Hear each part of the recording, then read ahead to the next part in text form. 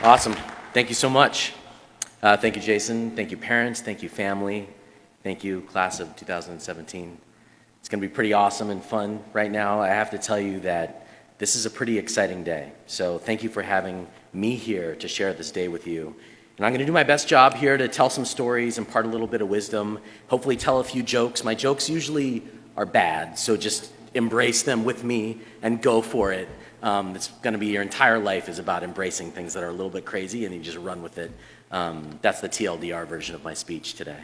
I don't want to be the person who droned on and on about, crazy things, fly like the birds that you are, and ruined your day and, left this indelible mark in your commencement experience.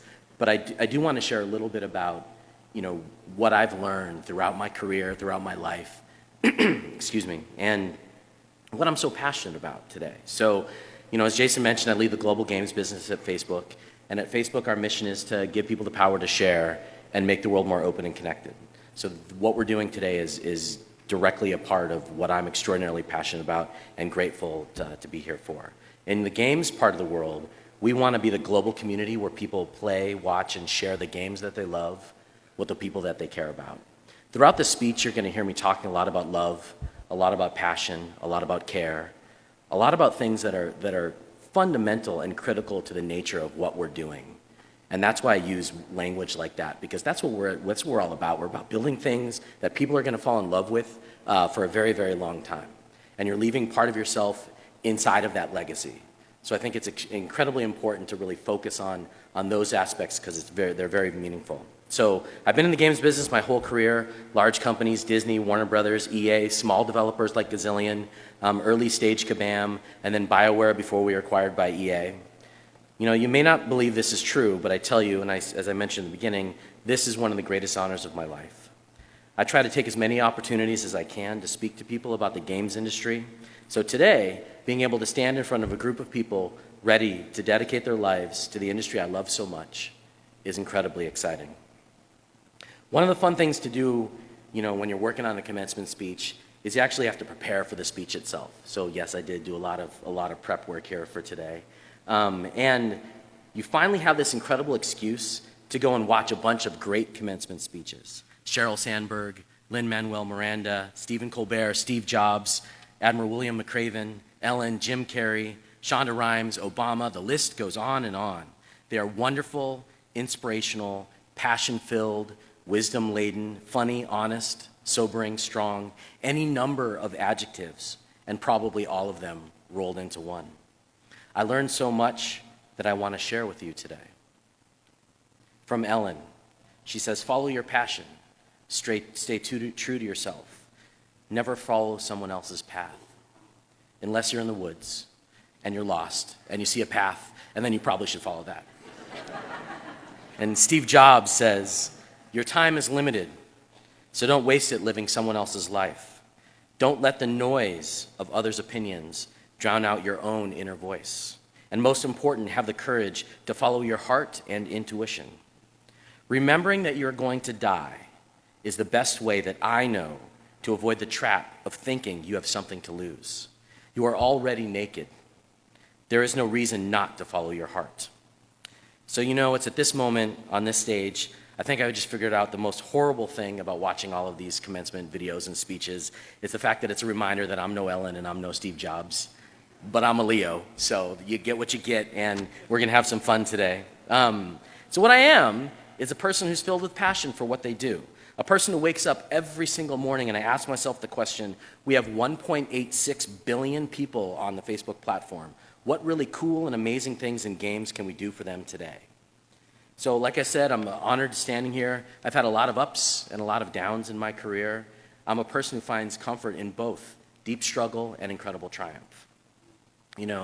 As a kid, I've always loved games, as did my brother. And we begged and we pleaded and we begged and we pleaded and we begged again until Sanus brought us an Atari 2600. Yeah, remember the 2600? There's going to be a lot of game stuff in here, so let's just go with it. So little did Santa know that it would land me in the hospital. So my brother was playing Defender, and he hit the max score and he flipped it, which meant that he had a lot more hours of gameplay to discover. So I did what any 5-year-old would do at the time. I pulled the plug. So I'm like, yo, I want to have some time to play as well. So a hockey stick to the face, and I ended up in the hospital, and my brother got to continue playing Defender, you know? I had the Commodore 64, I played summer games, that was awesome. We tried to make our own games in BASIC and COBOL, if anybody's familiar with those languages, on an IBM that my dad brought home for work. We then fell in love with Sun Tzu and the Art of War, Archon, Prince of Persia, and many other games for the Mac 512K. Yes, a whole 512, it was incredible. An external floppy drive was included as well. And don't even get me started on my Sound Blaster TV card combo that let me play Resident Evil 2, if you guys remember that, like Resident Evil 2 on my PlayStation through my PC in college. So what's the point of all this stuff? You see, when I got started, there weren't any schools for this stuff. No one thought that you could have a career in games. My father is born and raised in Uganda. He still looks at me like I'm crazy when he's like, what do you do for a living? I'm like, games. And he's like, I don't understand. It doesn't make any sense. So it's really fun to be like, this is my life. I stumbled into it during a job interview in business school.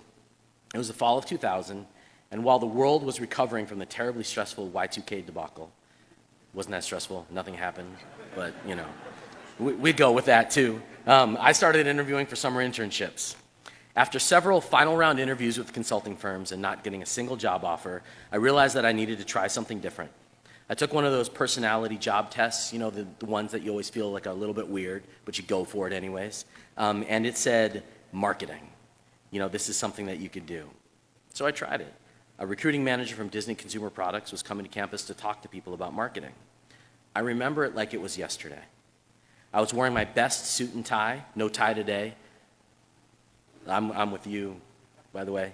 Yeah, you got your tie on. I feel really bad about it, though. I feel like I should have dressed up. But I'm wearing my Star Wars shirt underneath, just so you know. Got a Darth Vader tattoo on my arm, so I'm repping OG games right here.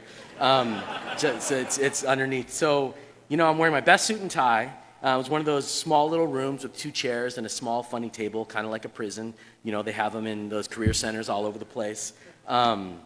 I call it the interview prison. You guys have probably been in there a little, like once or twice before. But here's the thing, they work. My resume was polished, it was ready to go, and I spent a decent amount of time perfecting how to tell my story. So I walk into the prison, I'm in the room, and this guy stands up and he introduces himself. Jamie Berger, Disney Consumer Products. I responded with a heavily practiced and polished, hi, I'm Leo. And that's when it happened. That's when my world changed. That magical moment when I swear the light in the room changed. Luke's theme from Star Wars was playing softly in the background. The heavens opened up. Angels and demons began dancing in the streets. Dogs and cats were living together. It was mass hysteria. It was amazing. That's an old Bill Murray joke, by the way. So what Jamie said next, 4 little words that changed my life. Do you like games?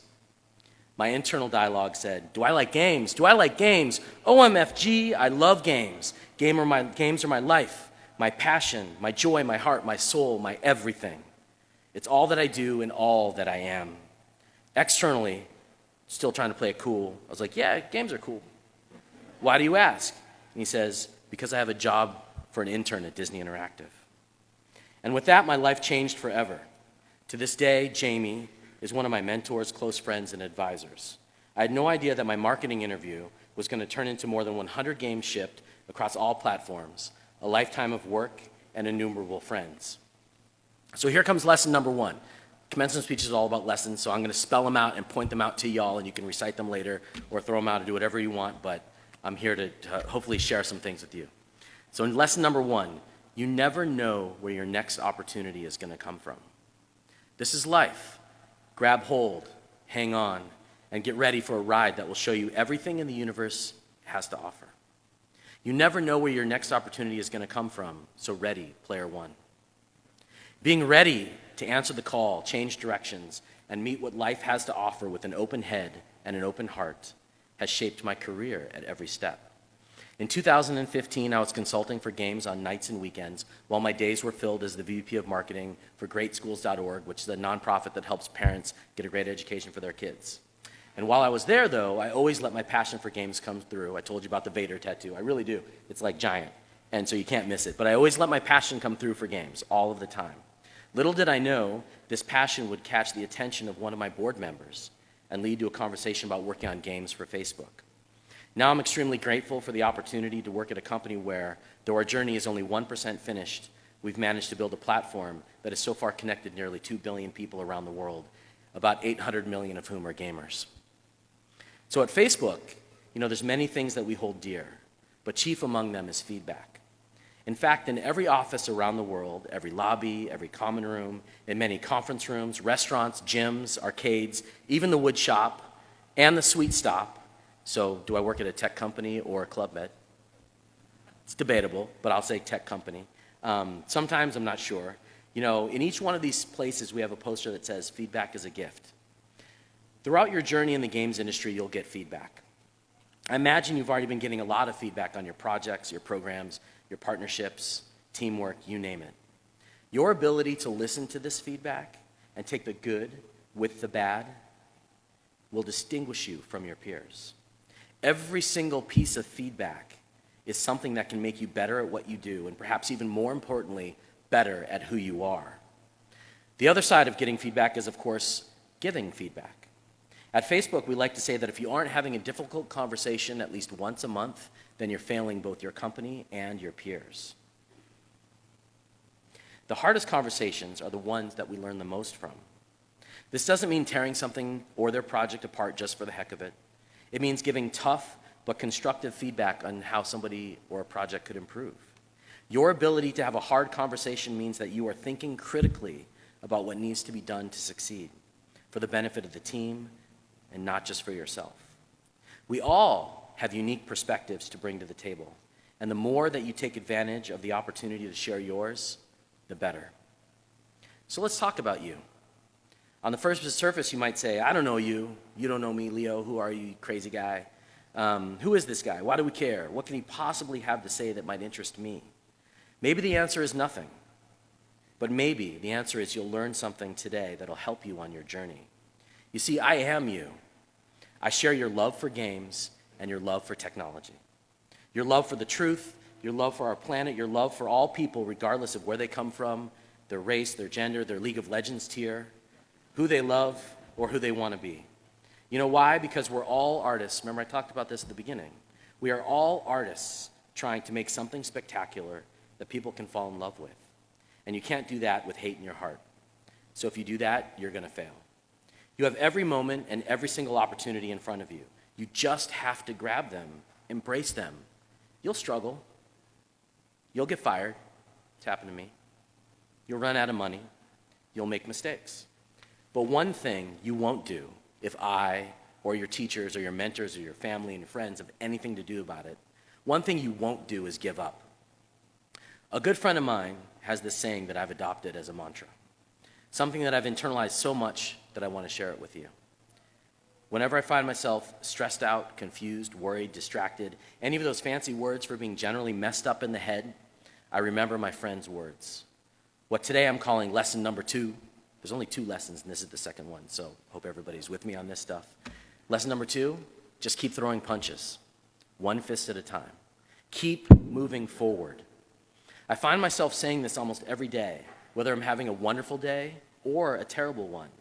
You always have the opportunity to move forward, no matter how hard things get. A few years back, I was working at a small developer, Gazillion, on a major IP, Marvel. We had a great action RPG, Marvel Heroes. Anybody played Marvel Heroes? Yes, a few of you. It's a fun game. It was made by the creator of Diablo, a gentleman named David Brevik. And at every twist and turn, we ran into the problems that small developers face. It's hard to find the right people. There's not enough money to do what we need to do. We need it to be done. The pressure to ship the game too early. You name it. Instead of giving up, though, we dug in. We kept throwing punches. Not enough programmers, reduce scope. Get more efficient and focused. Not enough money, get scrappy. Pre-sell digital goods for a game that hasn't come out yet. We literally funded our game that way. Not enough time, stay strong. Your community will support you. No matter how long you take, as long as you communicate openly and build the best game that you can. So we made a choice. We chose to keep throwing punches. Eventually the game shipped and we delivered. Was it perfect? No. But it was the best that we could do. And as I'm sure you all know, shipping a game is when the race begins, not when it ends, just like today. Game development is a marathon and not a sprint. This isn't a career for the lighthearted.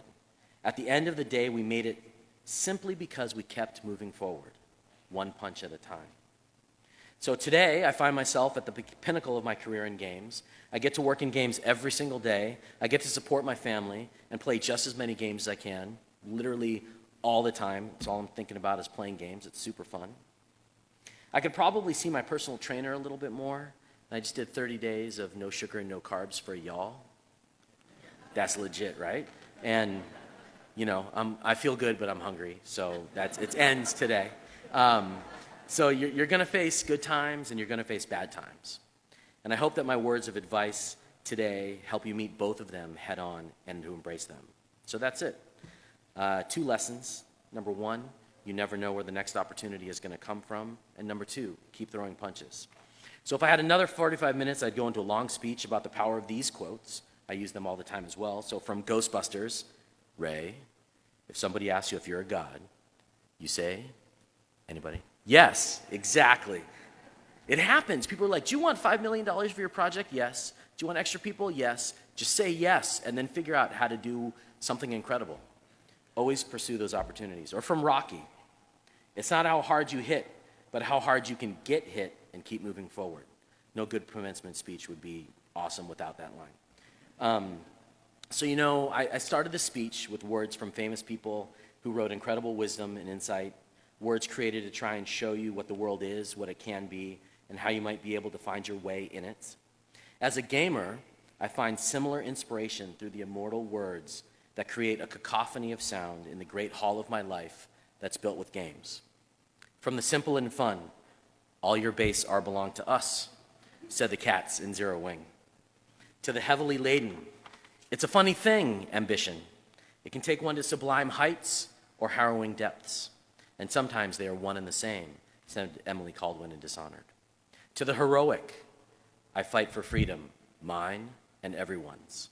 I fight for the right to choose our own fate, and if I die, I'll die knowing that I did everything I could, and I'll die free, said Commander Shepard, Mass Effect 2. Even the Duke has some wide words for us, especially today. It's time to kick ass and chew bubblegum, and I'm all out of gum, said Duke Nukem. And perhaps one of my most practiced and playful inspirations from the innkeeper in Hearthstone. I haven't done this in public, but this is for y'all. Welcome!